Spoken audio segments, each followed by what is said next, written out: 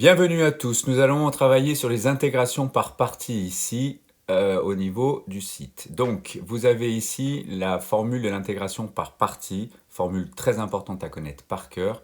Et là où il ne faut pas se leurrer, c'est que cette formule ne donne pas un résultat direct, il permet juste de passer d'une intégrale à une deuxième intégrale qui sera à droite, mais qui sera normalement plus simple à calculer.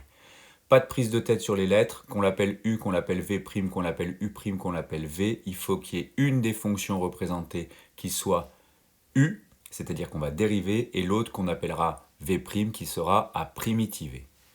Ici, vous avez donc un exemple très simple à gérer.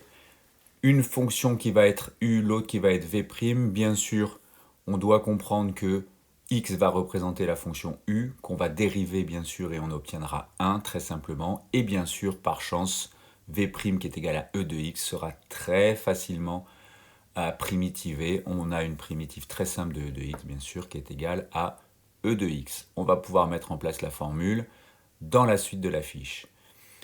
Ici, donc, tout est bien posé. Vous avez u que l'on dérive qui donne u', v', on trouve la primitive v qui vaut e de x. On applique la formule très soigneusement, j'ai bien marqué tout sur les petits en dessous. Et on se retrouve avec une intégrale à droite qui est donc beaucoup plus simple puisque c'est simplement l'intégrale de 1 fois e de x, c'est-à-dire de e de x.